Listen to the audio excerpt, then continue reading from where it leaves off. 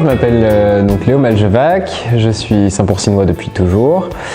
Je suis étudiant en 3e année, je viens de finir ma 3e année donc à Sciences Po à Paris et en parallèle je faisais une licence de maths informatique à l'université Paris 1.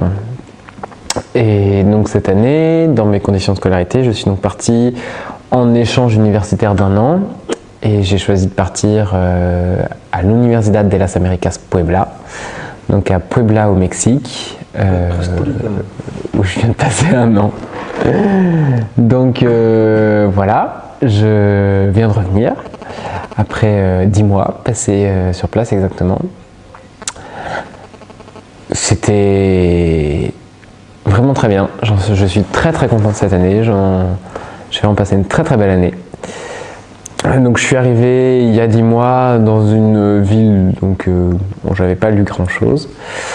Et c'était une vraie belle découverte parce que, donc en fait il se trouve que l'université n'est pas dans Puebla même mais dans l'agglomération, dans une petite ville qui s'appelle Cholula, qui est une ville historique parce que c'était une ville préhispanique avec une pyramide, avec tout un centre religieux politique aztèque.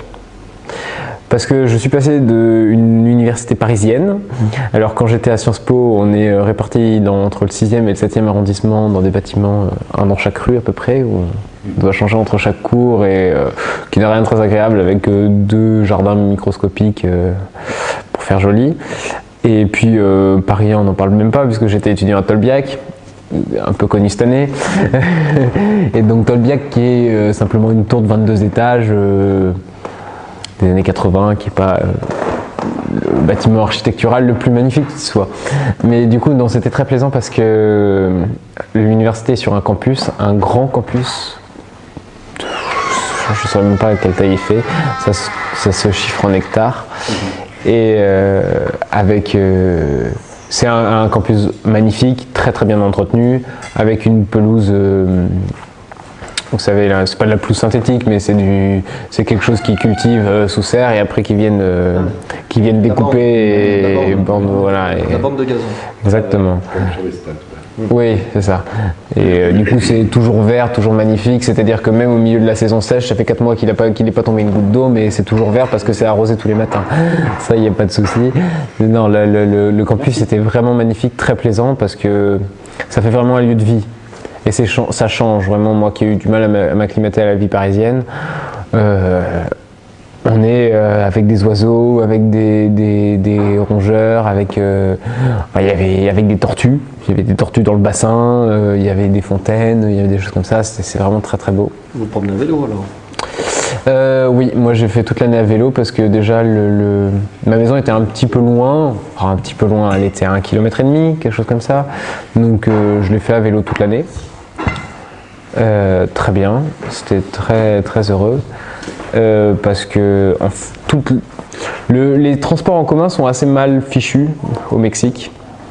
Ça n'étonnera pas grand monde, mais ce qui se passe, c'est comme c'est une université privée très chère, les étudiants viennent tous en voiture, il y a plus de voitures que d'étudiants qui rentrent sur le campus chaque jour. Quand je suis arrivé au Mexique, donc il pleuvait vraiment quotidiennement des dizaines de millimètres. Ça en était fatigant hein, parce que être passé le mois d'août sous la pluie. Bienvenue au Mexique. Ça fait drôle, hein. Oui, et puis surtout que quand on pense à partir au Mexique, on pense pas trop la pluie, quoi. On pense pas la pluie, on pense pas le froid, on pense pas l'altitude, on pense pas les séismes non plus. On pense pas à un certain nombre de choses qui finalement sont une vraie réalité au Mexique. Et donc ouais, on a eu un mois d'août très pluvieux, septembre également, puis au fur et à mesure ça s'est estompé, les pluies étaient moins régulières, plus tout à fait quotidiennes. Et puis d'un coup, au 15 août, il y a eu une dernière pluie violente, et puis après 15 août, il n'y a plus de pluie jusqu'en février. Mais alors pas une goutte, hein. Pas une goutte. Alors c'est passé de 30-40 mm par jour à 0 pendant 6 mois. Et alors là, ça fait drôle pendant 5 mois. Et alors là, ça fait drôle parce que parce qu'il fait sec. Et donc tout sèche. Des paysages très verts qu'on pouvait voir en août deviennent brûlés, quoi. Alors que c'est l'hiver ici. Donc ça fait curieux, quoi, presque des saisons inversées, mais finalement au niveau de la température ça se ressemble pas trop. Mais par exemple, je vois Teotihuacan. Teotihuacan C'est un immense site de pyramides aztèques à proximité de Mexico, donc avec 3 grandes pyramides. Et j'y suis allé plusieurs fois parce que c'est vraiment un site majeur du Mexique, très connu, qui a eu une grande influence dans l'histoire et des choses comme ça. Et c'est vrai que j'y suis allé une première fois en août, c'était dès le début de mon arrivée, c'était très vert autour, vraiment les pyramides étaient au milieu de verdure, de choses comme ça. J'y suis retourné en décembre quand ma famille est venue me voir, et alors là, désertique. Et j'y suis retourné une fois en avril et il avait recommencé à pleuvoir, donc ça avait un peu reverdi.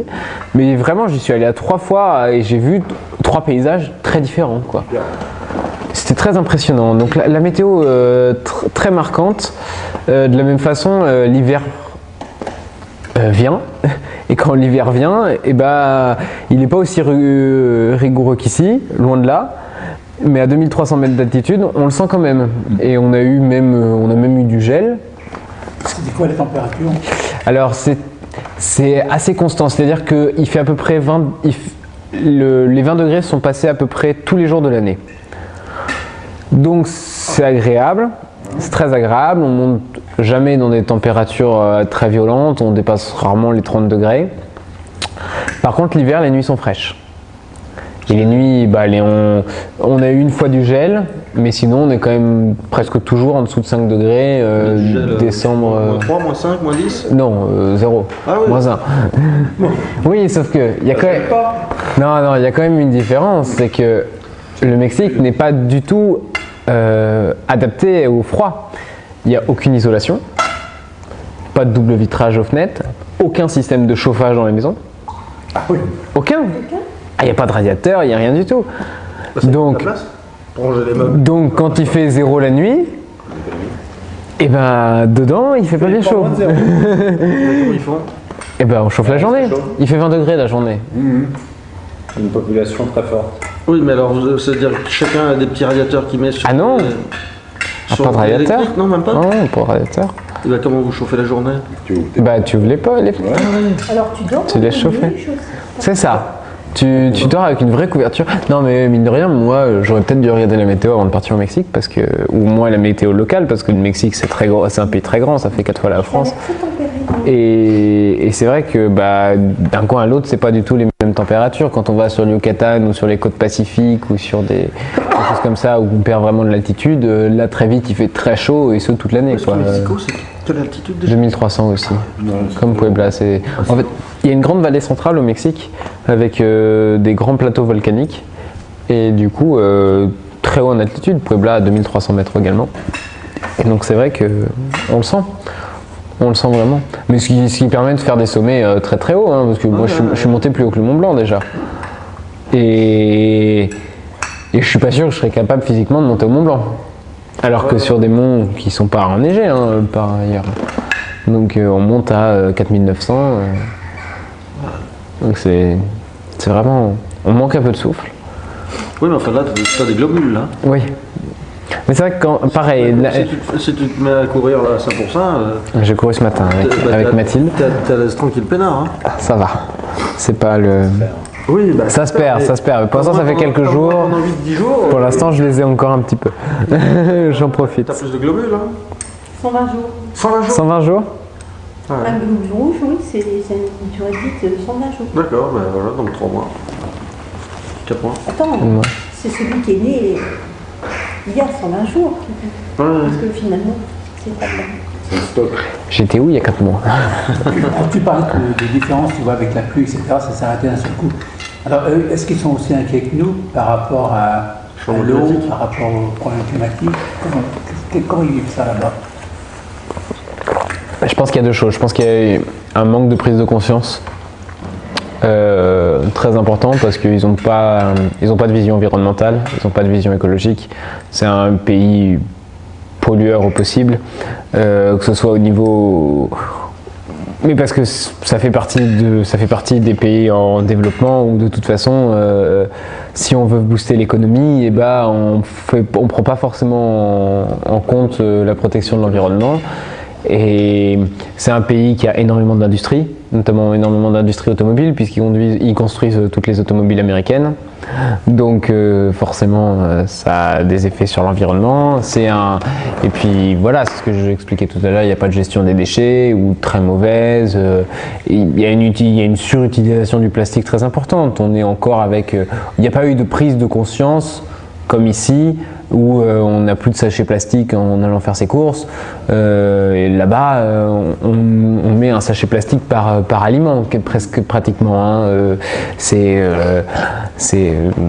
dans les mœurs, quoi. C'est vraiment encore impliqué comme ça, quoi. On faisait il n'y a pas longtemps. Exactement, mais on n'a pas... Il y a qu'en France, hein, je crois. Non, c'est quand même assez européen. Hein, mais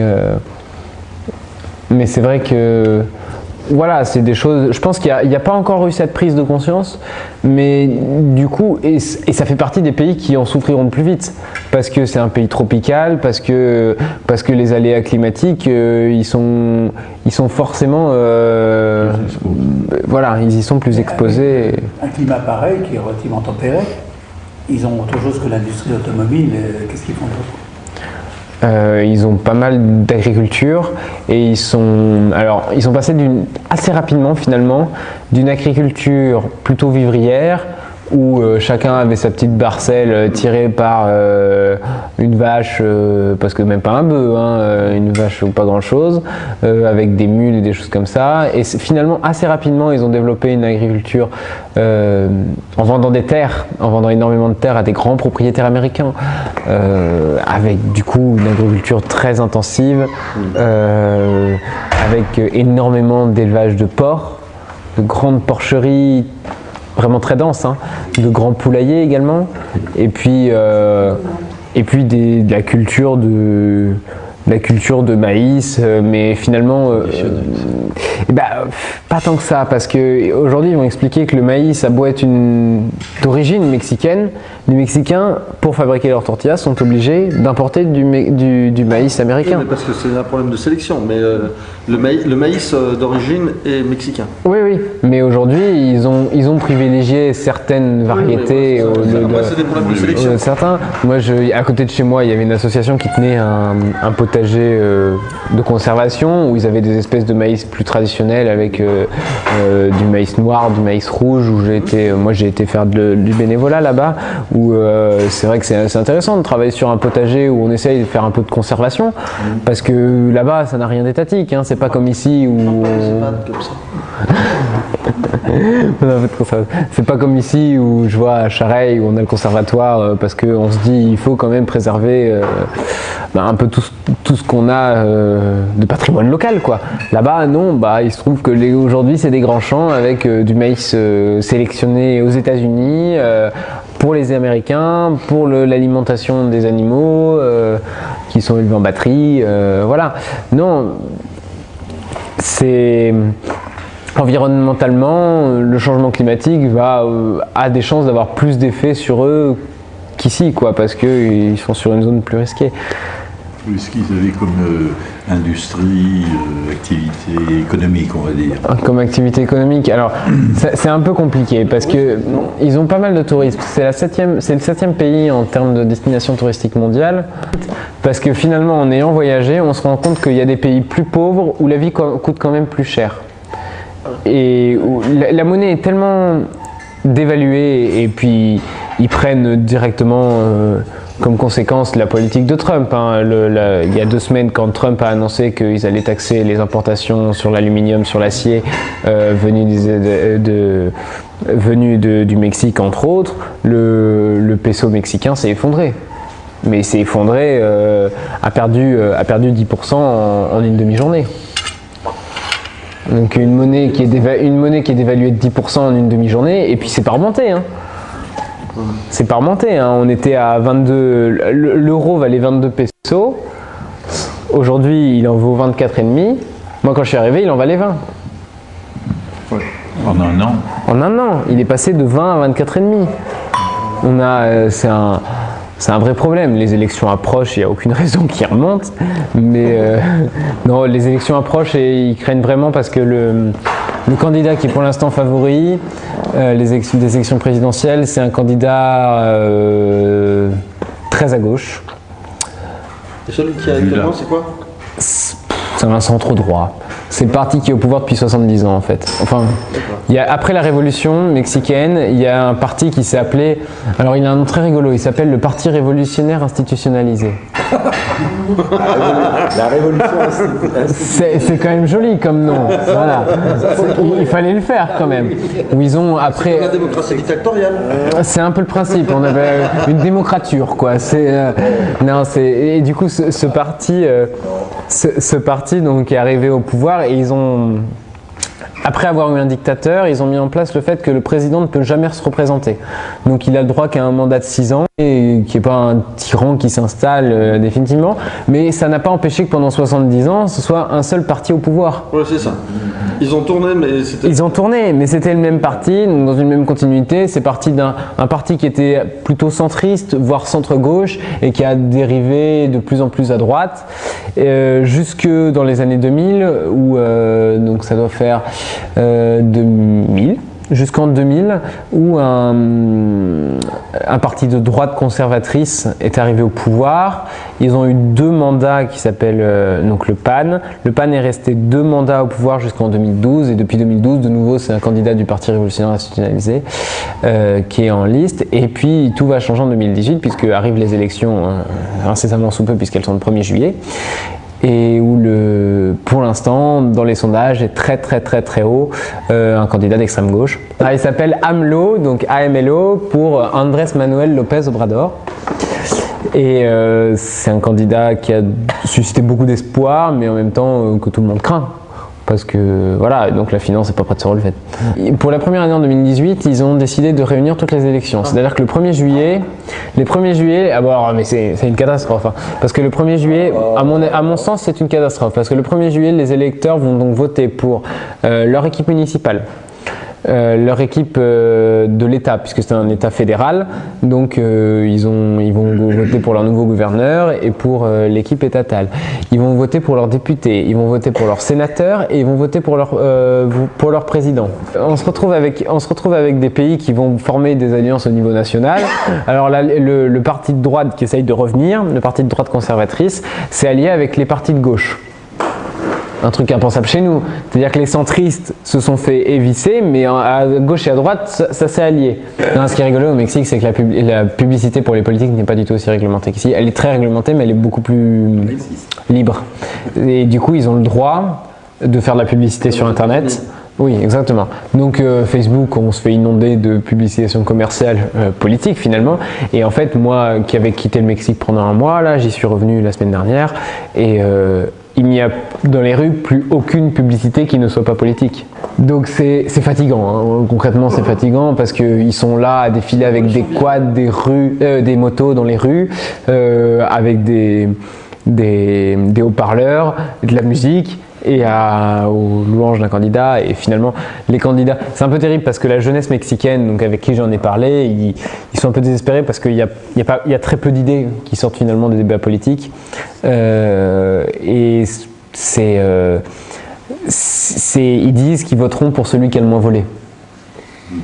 La corruption est tellement installée que on vote pour celui qui a le moins volé, quoi. Alors, est-ce qu'il y a une économie parallèle? Parce que oui, on parle, et qui des fois est plus forte que l'économie. Ah, elle est beaucoup plus forte puisque 70% des il y a 4% de chômage. Donc oui, autant dire qu'il n'existe pas. Mais 60% des travailleurs ne sont pas déclarés. 60%. Ah oui. On est sur du 60% de travail informel. Combien d'habitants? 130 millions. Le régime social. 40%. Le régime social est à peu près au niveau américain, c'est-à-dire inexistant. Ne soit pas déclaré, finalement, ça ne change pas grand-chose. C'est ça. Oui, si ce n'est qu'il n'y a pas de cotisation à l'État. Oui, c'est ça, il n'y a pas de cotisation. Hormis le fait que l'État soit absent d'enjeux comme la santé, puisqu'ils ont tous sont obligés d'avoir des couvertures, ils n'ont pas. Tout est privé. Tout est privé, et puis ça chiffre. Et c'est là qu'on se rend compte que le Mexicain moyen n'a pas les moyens de se payer de la santé. Et c'est terrible. Donc il n'y a pas d'hôpital public. Peu. Et ils sont mauvais. Ouais. Et on le sait. Et ça se sait. Ça veut dire que tu disais, ils ont tous des régimes privés là-bas. Ouais. Presque. Pas tout à fait. Il y a quand même un peu. Prennent des assurances privées. Mais ceux qui peuvent. Parce que j'imagine qu'il y en a qui ne doivent pas pouvoir. Il y a des minimums sociaux.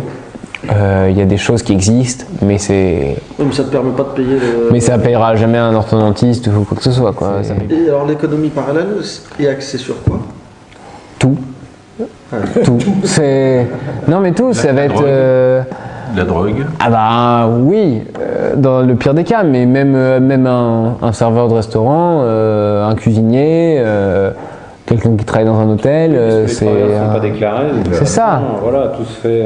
Un personnel de ménage. Moi je laissais un. Ils font tous un tour dans le garage. Moi la personne qui nettoyait ma maison, on lui laissait un billet sur la table.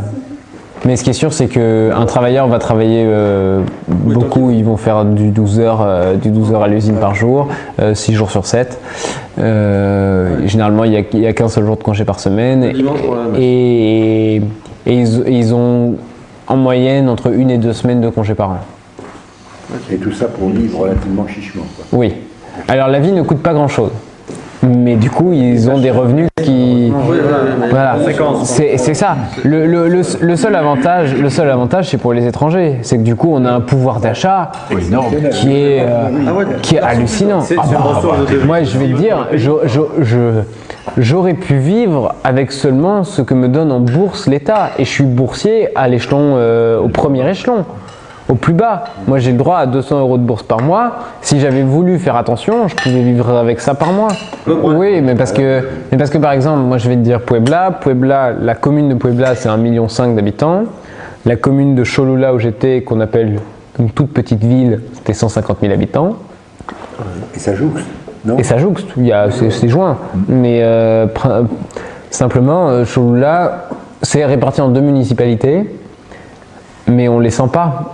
On sent pas qu'on est dans une ville de 150 000 habitants parce qu'il n'y a pas de construction haute, il n'y a pas de choses comme ça. Mais quand on compte, en fait, c'est parce que c'est sur des espaces très très grands. C'est comme si toute l'ancienne communauté de communes Saint-Pourcinoise n'était qu'une seule commune. Mais c'est vrai que du coup, on travaillait sur ce village, et dans ce village, en l'occurrence, qui vit essentiellement d'une toute petite agriculture, de culture d'avocats, de salades, de fleurs, énormément de fleurs, et après qui vont vendre sur les marchés des grandes villes, Puebla, Mexico. Et en fait, donc, qui vit quand même très chichement, quoi, on peut se le dire. Et ben là, on s'est trouvé avec, on a fait des études démographiques dans notre rapport, et on s'est trouvé qu'avec 72% de femmes, de population active, et en fait, quand on demande où sont les hommes sont aux États-Unis. Et donc, en attendant de se faire expulser, parce que le jour où la migration américaine va tomber sur eux, on va leur donner un billet simple, un retour simple plutôt, pour le Mexique. Ils savent qu'ils rentreront, mais pour l'instant, tant qu'ils peuvent faire un peu d'argent et en envoyer au village, quand on chiffrait l'économie du village, donc on vivait d'une économie rurale et de commerce, et en fait, 40% de l'argent venait des États-Unis. Et ça vient en dollars ou ça vient en pesos? Alors eux, ils le reçoivent, ils sont payés en dollars, donc ils envoient les sous en dollars. En fait, c'est pas de l'argent. Disons que c'est pas de l'argent qu'ils vont envoyer en billets, en enveloppe. Parce que le système du courrier mexicain, c'est du mandat, c'est-à-dire qu'ils vont aller faire un dépôt d'argent dans une agence, et dans une agence de l'autre côté, ils vont pouvoir récupérer du liquide, donc ils vont le récupérer en peso, et l'agence va prendre la commission. Mais ça reste que ça améliore quand même leur niveau de vie, parce que ces gens-là n'auraient jamais pu envoyer des telles sommes d'argent en travaillant au Mexique. Donc ouais, il y a une immigration importante, et puis il y a une immigration, et il y a aussi des problèmes, puisque l'immigration vers les États-Unis, elle vient pas que du Mexique, elle vient aussi de tous les pays plus au sud. Elle passe par le Mexique. Exactement, et elle passe par le Mexique. Et c'est un vrai problème, parce que du coup, comme la frontière américano-mexicaine est un peu une passoire pour l'instant, donc il n'y a pas de mur. Enfin, c'est pas vraiment une passoire, elle est quand même très sécurisée, mais il y a quand même possibilité de passer, on le sait. Et ben les États-Unis mettent une énorme pression sur la migration mexicaine. Et ça se sent, on le ressent vraiment. C'est-à-dire moi j'ai été embêté à l'immigration mexicaine. Quand je suis revenu de Colombie, j'étais avec mon ami, on s'est fait voler des papiers. Et il s'est trouvé que dans les papiers qu'on s'est fait voler, il y avait sa carte de résidence au Mexique. Ah oui, ils l'ont gardé 5 heures en garde à vue à l'aéroport. Et moi j'étais dehors sans aucune nouvelle. Et ça, on sait que c'est pas des pratiques qui se font culturellement au Mexique. Et ça se fait pas dans les autres pays d'Amérique latine. Simplement, les États-Unis mettent une pression. À nous Français. Ils menaçaient de la expulser en Colombie. J'avais sa carte bancaire, elle avait mon ordinateur, j'avais plus de téléphone, je m'étais fait voler, donc on n'avait aucun moyen de communication. J'avais un peu, on ne voulait pas me donner aucune information, on était au milieu de la nuit, c'était une expérience extraordinaire. C'est un très beau pays avec une vraie richesse, comment dire, pas vraiment naturelle, mais déjà de paysage, parce que en France on a un peu ça aussi, on a des paysages très différents, mais au Mexique c'est vraiment très impressionnant parce que le territoire est immense. Ça va des plages au sable blanc et à la mer azur, vraiment transparente, magnifique, avec des plages de cocotiers et machin, jusqu'à des volcans en activité, des grands déserts, des grandes plaines agricoles. C'est magnifique comme pays avec des paysages somptueux. Visuellement, les gens sont un peu tous typés pareil. Une même couleur de peau un peu brune. Il y a quelques traits qui changent, c'est-à-dire en fonction du taux d'origine maya ou aztèque, ou enfin des populations préhispaniques qui étaient là, donc forcément préhispaniques avant l'arrivée des Espagnols, et du croisement avec les Espagnols. Mais en ayant la peau claire et les yeux bleus, on est toujours repéré. Enfin, c'est... Les yeux noirs. Le mot étranger était écrit sur ma tête pendant toute l'année. Avec ce que ça a de bien comme ce que ça a de moins chouette. Mais du coup, ethniquement, c'est pas très varié. Il n'y a pas du tout de population noire, il n'y a pas du tout de population... Non, même pas de population asiatique. Très peu de population blanche. C'est vraiment ce qu'ils appellent moreno, donc brun. C'est vraiment voilà. Les hispaniques. C'est ça, c'est la. Ça s'est bien mélangé quoi. Ouais. Non, le blanc, comment il est accueilli? Moi j'ai été très bien accueilli parce que on est vu comme quelqu'un avec une expérience, avec autre chose, à qui on a envie de parler, à qui on a envie, dont on a envie qu'il raconte d'où il vient, les différences. J'ai joué pendant 1 an dans un orchestre où j'étais le seul étranger. Et c'est vrai que on est un peu la mascotte quoi, parce que ils ont toujours envie qu'on compare, qu'on leur dise non mais en France c'est pas comme ça que ça se passe, ou si c'est pareil, vous avez... et qu'on donne notre point de vue. Non, j'ai été très très bien accueilli, mais par contre du coup on a toujours du mal, au-delà de l'accent, au-delà du niveau de langue, etc. T'as oublié de dire que t'es parti avec un niveau 0. Oui. En espagnol. Ah non, c'est 0. Il n'avait jamais pratiqué l'espagnol. Quand je suis arrivé, je disais no comprendo, ce qui ne se dit même pas. Ah, quand même. Et maintenant, tu dis quoi? No entiendo. Pero sí, entiendo bien. Je suis arrivé, j'ai beaucoup appris. Et bien. Et je suis content parce que c'est vraiment un espagnol qu'on apprend dans la rue, qu'on apprend tous les jours avec une utilisation, c'est pas un espagnol scolaire. Et du coup, tu faisais en anglais ou... Non, j'ai tout fait en espagnol. En fait, j'ai pris un cours en anglais au 2e semestre qui était tout donné en espagnol. Du coup, à part les lectures de textes, références qui étaient parfois en anglais ou en allemand, ce qui a été compliqué de s'y remettre d'ailleurs, parce que par contre, du coup, j'y ai laissé mon allemand au Mexique. Mais... Et le rapport sur l'urbanisme, tu l'as rédigé en espagnol, non? Je l'ai rédigé en espagnol, oui. Ah oui, j'ai fait beaucoup de rédactions en espagnol. Alors, c'était un travail de groupe, oui. Donc ce que j'écrivais était relu. Oui, parce que les fautes... Parce que les fautes, parce que la syntaxe, parce que des fois je dis les choses, ça se dit mais c'est pas joli. Oui. Donc c'est toujours mieux... T'as plus un espagnol oral qu'un espagnol écrit. Je pense. Ouais, ça doit jouer quand même. Les cours est en espagnol. Ouais. Ce qui est dur au début quand on arrive, parce que quand on se retrouve avec des cours de maths en espagnol, architecture en espagnol. Uno plus uno. C'est du castillan. C'est pas du castillan, c'est du mexicain. Non, il y a vraiment le. Ils y ont arrangé. Alors, entre l'Espagne et le continent latino-américain, il y a une vraie différence. Ouais. Le français? Oui, en Espagne, ça change avec une accentuation qui va changer, bien sûr. Mais Jean serait là, il pourrait nous en parler. Mais au Mexique, un ou une espagnole, on l'entend tout de suite. On l'entend tout de suite. Même moi qui ne suis pas, qui n'ai appris l'espagnol que tardivement, qui ne suis pas natif de la langue, etc. C'est vraiment, s'il y avait un espagnol pas très loin ou une espagnole, j'étais tout de suite capable de le savoir. Parce qu'ils ont une prononciation plus serrée. Ils ont un espagnol plus marqué, avec énormément d'expressions qui sont propres à chaque pays. Notamment de l'argot, bien sûr, des langues, des mots du quotidien, beaucoup de vulgarité, bien sûr. Finalement, des choses qui vont être très communes au Mexique. Par exemple, au Costa Rica, on m'a dit « n'employez jamais ce mot, c'est très vulgaire ». Effectivement, c'est un petit peu vulgaire au Mexique, mais c'est employé par tout le monde.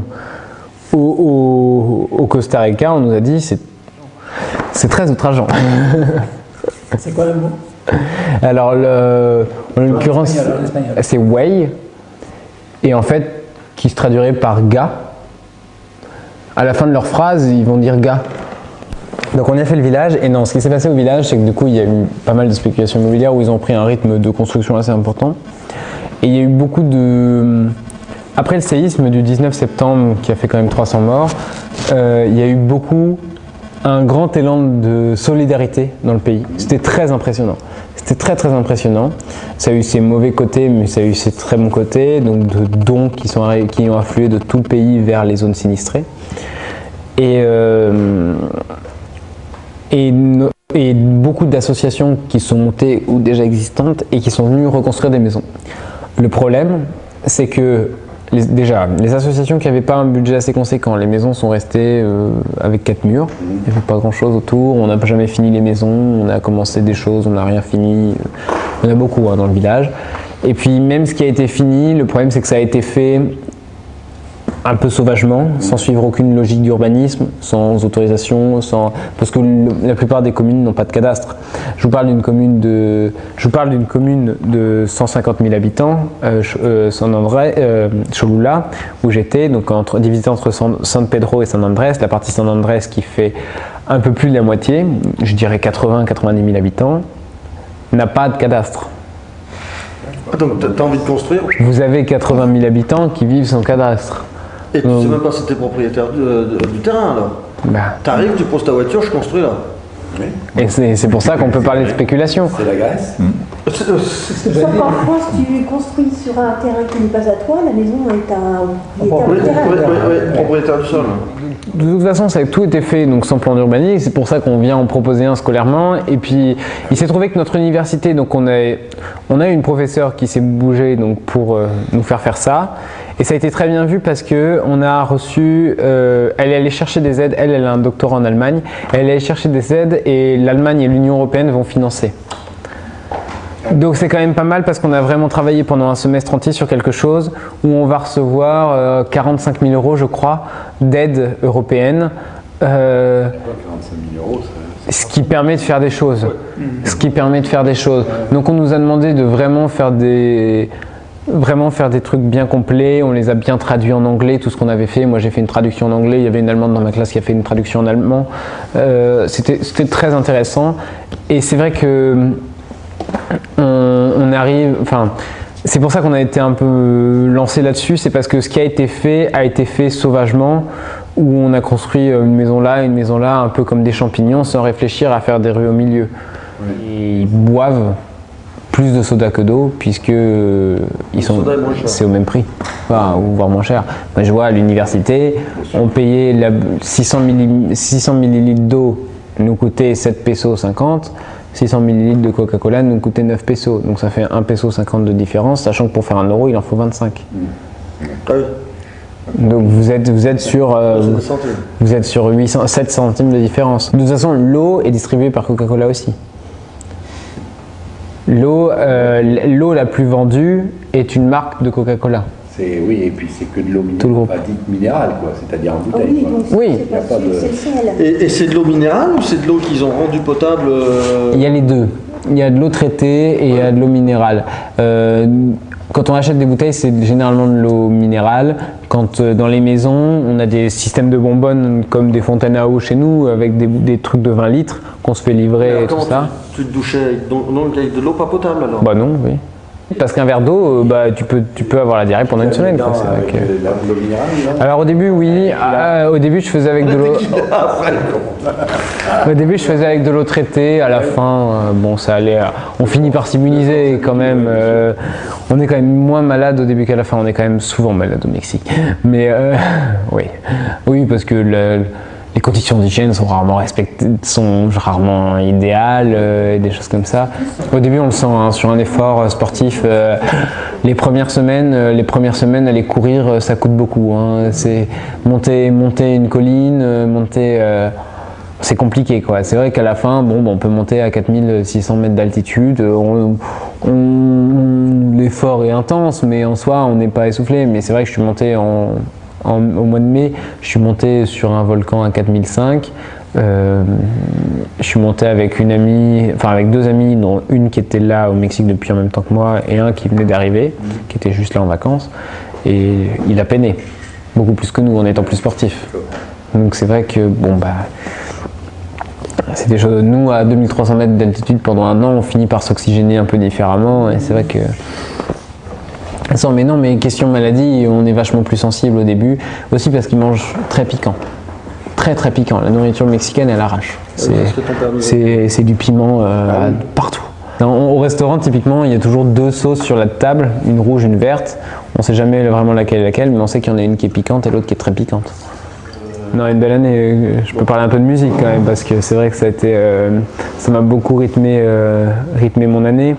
Moi, je suis musicien ici, j'ai pris l'école de musique à 100%, pur produit. Cette année, je vais fêter mes 10 ans d'harmonie. Un gamin. Un gamin, oui. Combien toi? Qu'est-ce qu'on écoute comme musique là-bas, justement? Qu'est-ce qu'on écoute?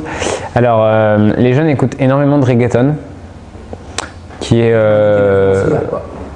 influence. Quelle est l'influence? Alors, le reggaeton, c'est vraiment de la musique d'Amérique latine. Principalement portoricaine, donc Porto Rico, la République dominicaine, donc les Antilles espagnoles. Oui, et donc où on va, c'est de la musique très simple, avec une rythmique toujours la même, avec mélodiquement pas très intéressante. Moi, je suis pas très fan, ça va se sentir. C'est une musique pas très intéressante et ça, c'est ce qu'écoutent vraiment tous les jeunes. C'est au mi-chemin entre. C'est un dérivé du reggae qui a été hispanisé, donc avec une musique assez lente et puis un peu. C'est de la musique de boîte de nuit. Bon, c'est pas très intéressant. Et puis après, quand ils veulent danser, ils écoutent énormément de salsa et de rumba. Et là, c'est beau. Et là, c'est chouette. Et là, c'est vraiment beau. Et là, ils dansent. Il y a de la rumba dans l'air. Du coup, en tant que musicien, je suis arrivé là-bas en trompettiste, j'avais pas pris de trompette, je savais pas trop à quoi m'attendre, et puis j'ai découvert qu'à l'université, il y avait un orchestre, puisque comme j'étais dans une grande université donc, qui faisait à peu près toutes les formations, il y avait des formations professionnelles de musiciens. Et du coup j'ai intégré l'orchestre et c'était une aventure extraordinaire puisqu'on faisait des répétitions tous les jours. On a fait un programme très varié allant du classique Mozart, Beethoven. On a fait une comédie musicale avec des gens qui étaient danseurs, comédiens, qui étaient chanteurs et donc tous ces gens-là en études professionnalisantes. Donc des gens qui sont très bons dans leur domaine et du coup la comédie musicale c'était extraordinaire. Bon forcément quand on la travaille 3 heures par jour, au bout d'un moment ça finit par rendre. J'ai rencontré des gens géniaux, des Mexicains avec qui je me suis très bien entendu, avec qui je partageais vraiment quelque chose à travers la musique et c'est vrai que donc, en fait, c'était bien quoi. Les week-ends de représentation de la comédie musicale c'était chargé parce qu'on faisait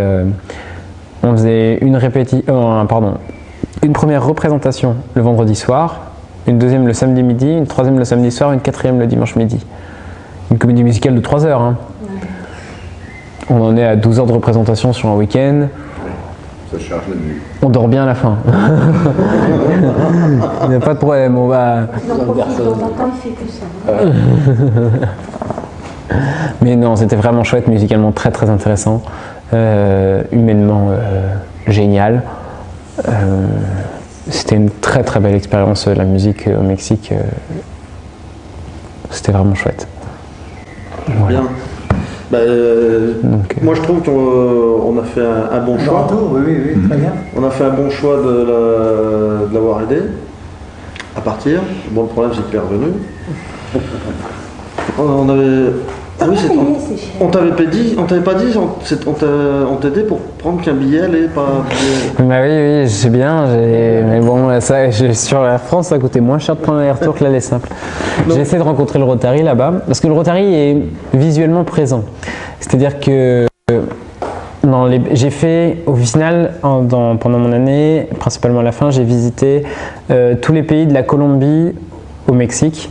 Je suis allé en Colombie, au Panama, au Costa Rica, au Nicaragua, dans la situation telle qu'elle est aujourd'hui, c'était un peu compliqué. Je suis allé au Salvador, au Honduras, au Guatemala, au Belize, au Mexique, et je suis allé en Californie. Et partout en Amérique latine où je suis allé, le Rotary est visuellement présent, c'est-à-dire qu'on va trouver la roue régulièrement sur des infrastructures routières, en entrant dans une ville. Régulièrement on voit le logo du Rotary. Et du coup j'ai essayé de rencontrer un peu localement, et j'ai su, à travers l'Office international, on m'avait présenté une prof qui était membre du Rotary local. Et donc je lui avais envoyé un mail, elle m'avait donné un rendez-vous, et puis la veille elle a dû annuler son rendez-vous parce que son mari était décédé. Du coup elle m'avait dit on en reparlera plus tard, donc j'avais pas trop osé lui envoyer une mail un peu, et puis c'était en avril, donc je lui avais renvoyé un mail, ça devait être mi-mai, et j'ai jamais eu de réponse. Donc je me suis dit qu'elle avait peut-être autre chose à faire. Comme tu parles du Rotary et que tu vas passer 2 ans en France, à Paris, si le but que l'on poursuit t'intéresse, tu peux essayer sur Paris de te rapprocher par rapport à l'âge que tu as, d'un Rotaract, et faire partie d'un Rotaract. D'ailleurs, des Rotaracts, on peut te donner des adresses. Rotaract, c'est Rotary Jeunesse du coup? Oui, c'est des jeunes, c'est moins de 30 ans. C'est 18-30.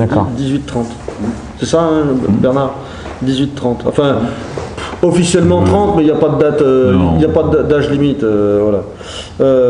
Donc ça, si c'est quelque chose qui peut t'intéresser, bien sûr qu'on sera content, parce que ça voudra dire qu'on a semé une graine et quelque part elle a germé. Bien, donc merci Léo d'être venu nous faire un compte rendu, parce que moi depuis que je suis au Rotary, c'est le premier compte rendu que je vois si long et si explicite.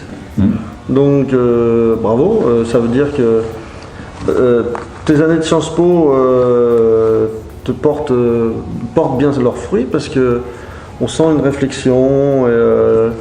On a le temps d'observer. Oui, mais quelqu'un de posé et qui a eu le temps de se documenter sur le pays, parce que en 10 mois, on te pose tout un tas de questions. On a l'impression que tu as étudié le pays de fond en comble. Donc, je trouve ça dommage de partir dans un pays si on s'y réfléchit pas un peu. Ce qui veut dire que les études de Sciences Po portent leurs fruits quand même. On vous inculque quelque chose d'ouverture d'esprit, qui est grande. Donc bravo. On souhaite que tu continues et que tu réussisses.